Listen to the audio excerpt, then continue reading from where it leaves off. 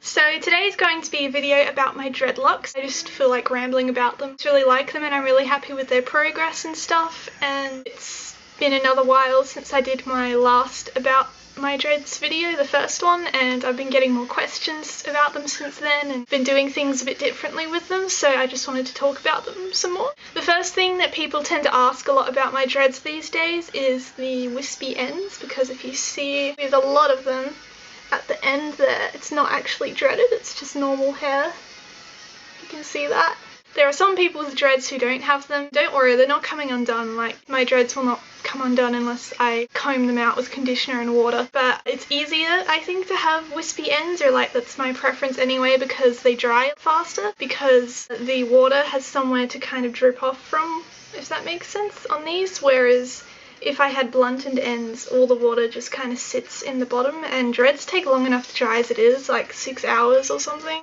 That's why I have wispy ends. And I also think they just look better. I don't know, I just prefer them a lot over the blunted ends. That's just what I like. So yeah, they're not coming undone or anything at all. It's just a preference. As I've been looking at like more, I guess, videos about dreadlocks and stuff like that, and hearing about other people's dreads, I've noticed that people who get them done and they're like really short, they often get extensions, and people have asked me before why I don't get extensions for my dreadlocks. Basically, I actually get excited when I see their progress and I'm seeing that they're growing and they're maturing and everything. I want to watch them grow instead of having them grow instantly, because I think then I'd value them more, I guess. I don't know. People have been asking me what other people think about my dreads and stuff like that. Most people I come into contact with and stuff, and my friends and all of that, really like them and they think that they look really good and stuff. A lot of people still seem to have that stereotype in their minds of people having dreads being like dirty and not washing their hair and all that stuff. So yeah, overall it's usually a pretty good response. Like, sometimes I get a few rude stares and stuff from people, but I don't really care because I like them, so, you know. Obviously, I think you can tell by how I look that I don't really care what people think.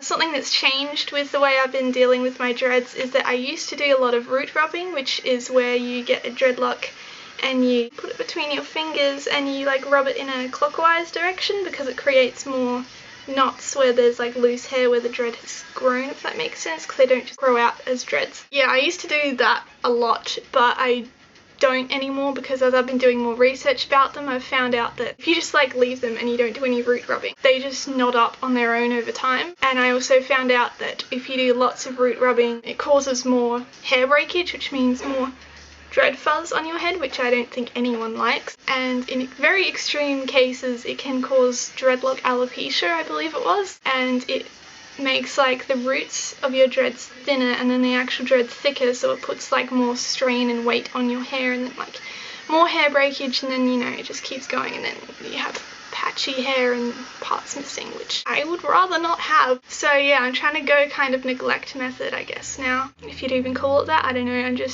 I'm trying to not do any root rubbing at all. It seems like it does more harm than good, and a great majority of all the knots that it makes from root rubbing just comes out in the shower, so there's not really any point to it at all, especially when it just knots up on its own over time anyway. The only thing that I do have to do though to really maintain them is to just pull the dreads kind of apart from each other, because they like to web together as they continue to grow, and if you let them continue webbing together, then they're going to dread up together and you'll have two dreads turning into one and stuff like that, and I don't really want a Congo dread at this stage. It's pretty much all I do to maintain them, aside from washing them.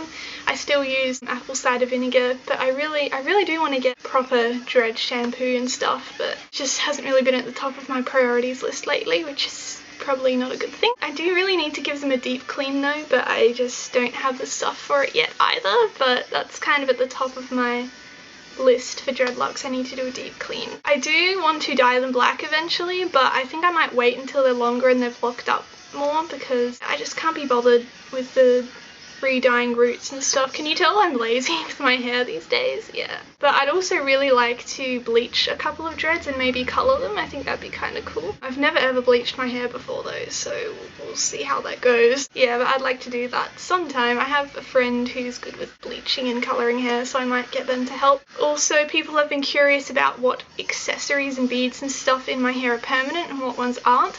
Some people seem to think that I take out all of my dread accessories when I go to bed and shower, which is completely not true. Like even the string, I mean, that would take forever. All of my dread accessories are permanent except for these polymer clay ones because they're not waterproof and they hurt to sleep on a lot, like they're quite painful. And also I take this one out when I shower because it has little wooden beads and I don't want them to warp when they go in the water. This one I did take out in the shower, but wait, is it this one? Yeah.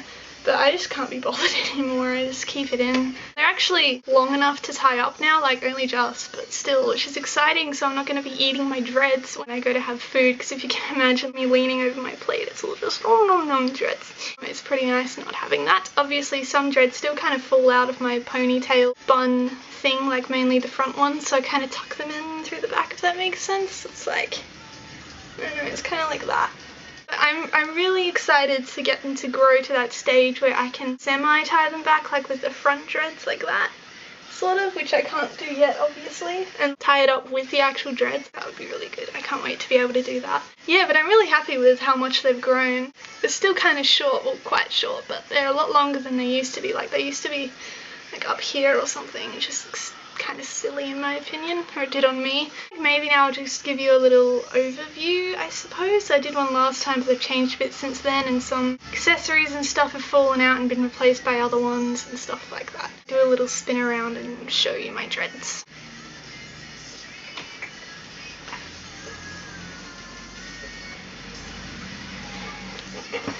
So that's my dreadies.